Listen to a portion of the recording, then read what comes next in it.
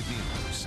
And we continue tonight to follow the very latest out of Boston. 2 explosions at the finish line of the Boston Marathon. Sadly, 3 people are dead, at least 130 people hurt in what the White House is calling an act of terror. Thousands of people were packing the sidewalks, cheering on the racers. The newspaper The Boston Globe reporting an 8-year-old boy is among the people killed. The injuries included dismembered limbs, broken bones, shrapnel wounds, and ruptured eardrums. The Orlando Magic hosting the Chicago Bulls at Amway tonight. The team held a moment of silence for the victims in Boston. And Fox 35's Join us in observing a moment of silence for those who lost their lives and were injured in the explosions earlier today at the Boston Marathon. Our thoughts and prayers go out to the families affected by this tragedy. So let's check in tonight. Fox 35's Chase King, live at Amway. Chase.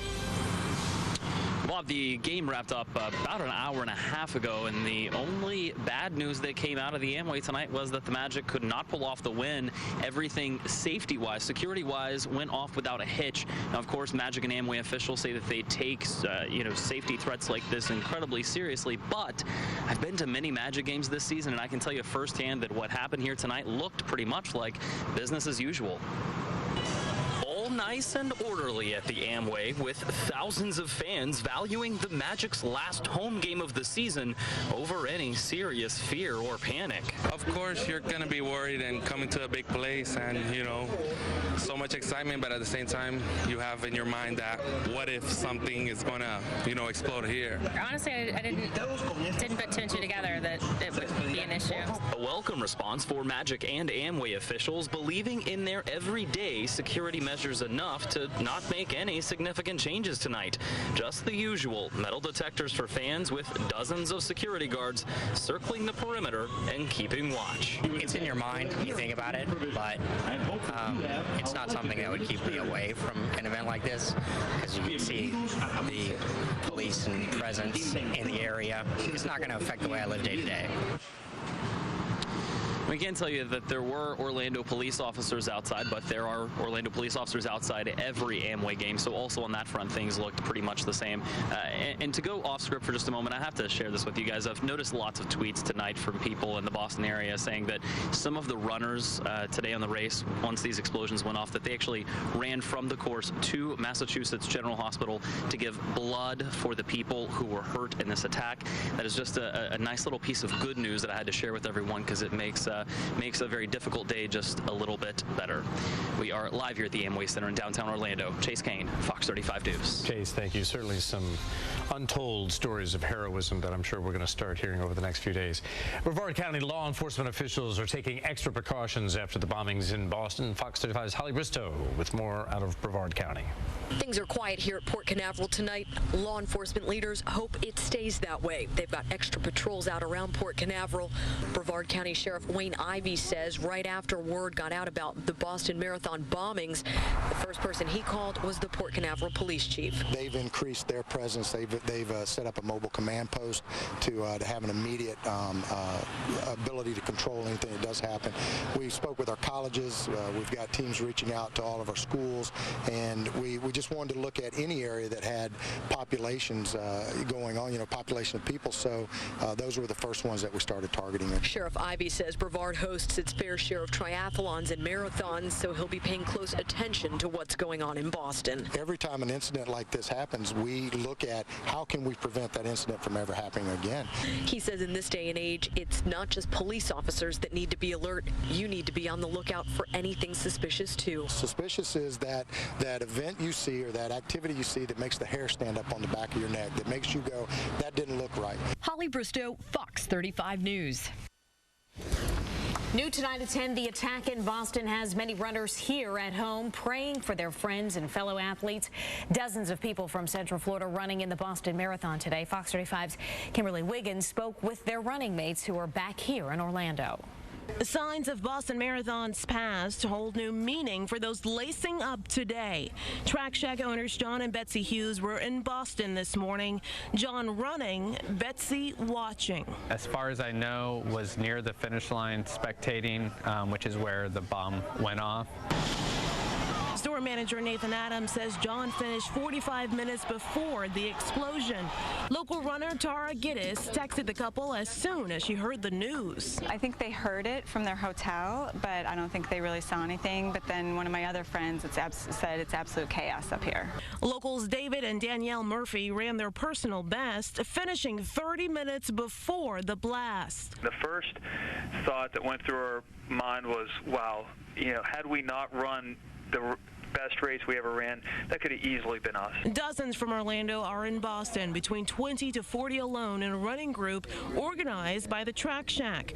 Phone calls poured in all afternoon. Everyone that we have talked to is safe. While heartbreaking, new runners like Yumiko Motley say she's nervous but will still run her 5K this weekend. A little mixed emotions just because, our safety is at utmost concern, but I think I'm confident that our law enforcement, knowing that the race is 2 days away, will respond accordingly. You can't live your life afraid of everything. You have to be able to live. I mean, this could happen anywhere, at any time, at any event. So if you want to hole yourself up in a house and never leave, then that's your choice, but it won't stop me from running another marathon. In Orlando, Kimberly Wiggins, Fox 35 News. And other runners we spoke with at the Track Shack tell Fox 35 they wonder how this will affect future marathons, especially when it comes to spectators and runners being able to discard items along the way. The House of Representatives held a moment of silence tonight for the victims in Boston. The House will now observe a moment of silence in memory of the victims of today's attack in Boston. And tomorrow was supposed to be a big day on Capitol Hill with the announcement of a bipartisan agreement on immigration reform. That has been postponed in light of today's events. A local vet has not given up his fight to honor America. After the break, more on this veterans flag battle happening right outside his business and why he says he won't back down. And then coming up tonight on Fox 35 News at 11, we're going to head back down to Boston live with the very latest details in the investigation. Also, we're going to head to Orlando International Airport to see how things are moving along out there. And we're going to talk to one woman who just arrived from Boston. That's coming up in just over 20 minutes on Fox 35 News at 11. Fox 35 News is brought to you in part by Lexus of Orlando. Only on Fox tonight, support from all parts of the country for this Volusia County veteran who refuses to take down the military flags outside of his Holly Hill business. Some people so impassioned by this, they even want to pay Eddie Colosimo's fines for him. Well, then let me ask you this. There's a way that you can get past this. You just get a permit. Can't you just get a permit for it? Well, yeah, I need a permit for it, but I'm not going to pay for a permit to fly flags in respect and honor for our veterans and our military. What's the argument you're going to make? Was in a couple of weeks you're going to have a hearing? This a week from tomorrow. Okay. I'm pretty much going to let the people speak for me. And they have, haven't they? Oh, they have. They have from Anchorage, Alaska to California. They have Florida, the Keys.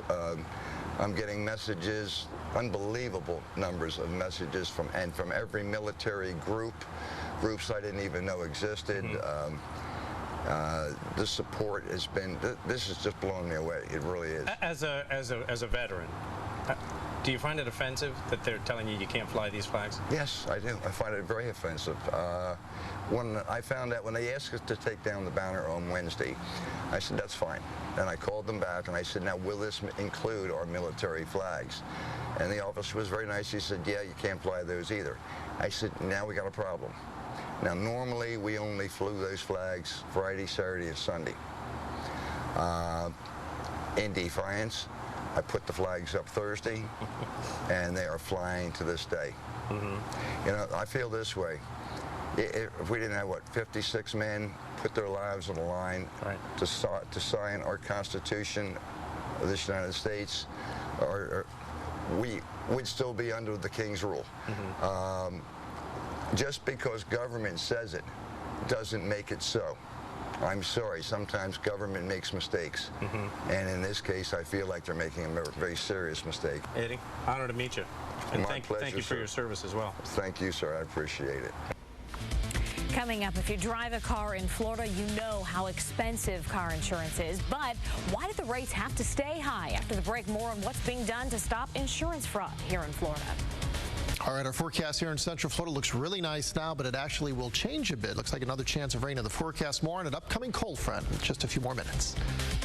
One chef's mistake makes Hell's Kitchen history. I'm done. This is catastrophically terrible. All new tomorrow at 8, 7 Central on Fox. MJ's mom says it smells like conspiracy at the jail. Oh, no. And Simon Cowell never wears underwear. He wears control top pantyhose. TMZ Dish Nation tonight. A full hour of Hollywood on the hot seat. TMZ at 11:30. Oh, my God. And Dish Nation at midnight. Awesome.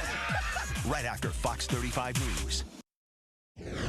New tonight at 10, you know the saying, what goes up must come down. So why doesn't that happen with car insurance? Why is that? Investigative reporter Doug Smith first exposed the high cost of insurance fraud several years ago. Tonight, he tackles the question, why aren't rates dropping as quickly as they soared? Traffic accidents are a drag. Staged accidents like this one drag us all down and drive up rates. This undercover video was provided by state investigators.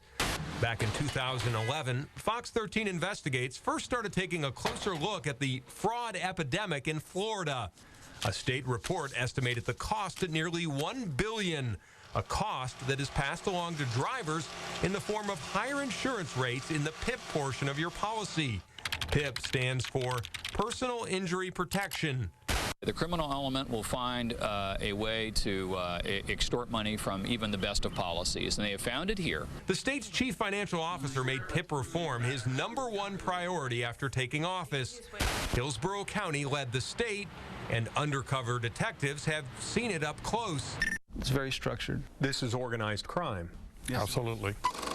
The unintended consequences of a law first passed back in 1971 with such good intentions. PIP was supposed to provide money for medical treatment regardless of who's to blame for an accident. But following this staged one in Hillsborough County, somebody filled out dozens of claim forms on the first visit to a medical clinic. The insurance company is billed, but no treatment is received, and the crooks in the clinic split the money. That's how it works time and time again. Then Tallahassee passed a new law that took effect in January, making it tougher to collect. Treatment must begin in 14 days for an emergency medical condition, and non-emergency benefits are capped at $2,500 instead of $10,000. The entire exercise of changing law was not for the insurance industry. It was for the consumer. Rates had gone up 80% over 2 years, 80% right here in our local market. So what are people seeing now? Mine has not gone down. Still waiting for the PIP reforms to take effect? Still waiting. Rates been going down? No, they've gone up. Do you believe the politicians when they tell you your auto insurance will come down? Absolutely not. I've got 3 cars, too. It's killing me. What happened to the promises of slashing rates for auto insurance? Will people see their rates finally come down? If the reforms work, the rates will go down. Lynn McChristian works for the Insurance Information Institute, funded by the insurance industry. Your insurance policy is a contract, and with auto insurance, it's a 6-month contract. So if your policy renewed at the end of last year, you have several months before those reforms take effect for you. McChristian says it will be July before everybody sees the impact of the new law. All rise. But now there's a battle in the courts which could strike it down. Atwater says he's confident the state will win and rates will drop. And if they don't? If their insurance doesn't react, their company doesn't react, I hope they give me the call. Promises made, but still yet to be determined if the promises are kept. Doug Smith, Fox 35 News. Now, the CFO says that if PIP reform doesn't work, the state may have to scrap it altogether. Right now, there's a bill working its way right through the state Senate, which would do exactly that. Florida is one of only 12 states, by the way, that still has no fault. When Colorado scrapped it, overall rates reportedly dropped as much as 30%. We have some breaking news from Boston right now. Fox's Catherine Herridge reports that a federal source tells her investigators have questioned a man from Saudi Arabia in connection with today's terrorist attack, those explosions at the Boston Marathon. Apparently, he is 20 or 21 years old and is here on a student visa. His possible connection to the attack and the reason for investigators' interest in him is not known. Of course, we'll let you know where this goes tomorrow morning. Right now, let's check in with Glenn Richards. Didn't really get as much of a chance chances we like to, obviously, to talk with you thanks. today. I appreciate that. A busy day. I miss you too. Thank you very much.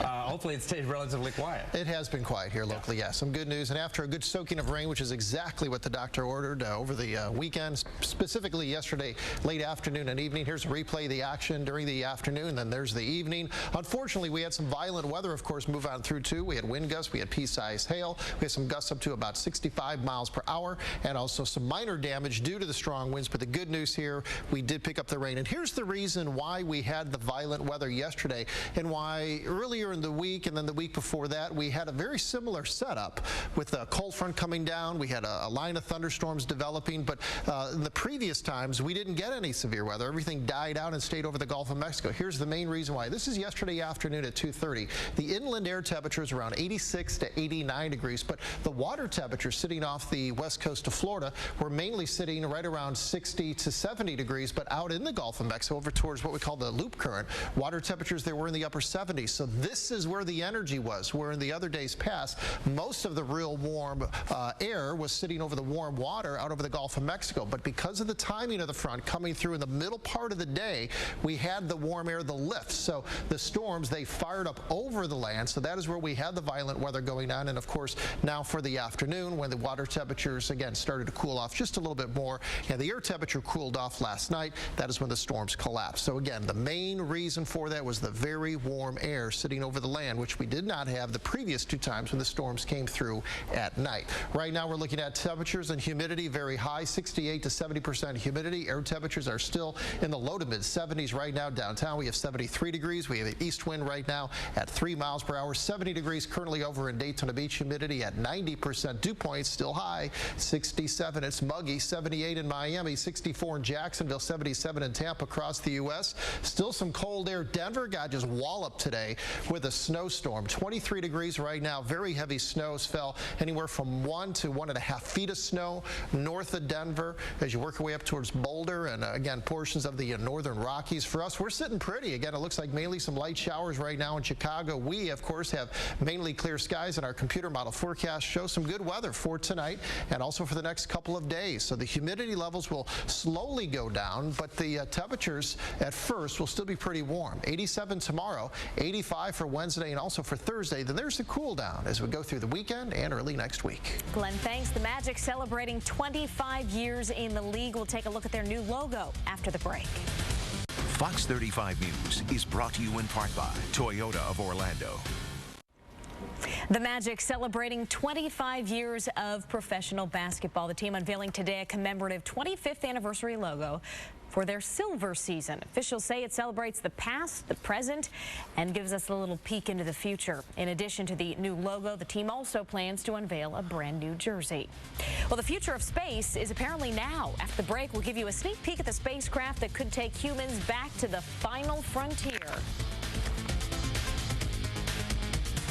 Fox 35 News is brought to you in part by Verizon Wireless 4G LTE.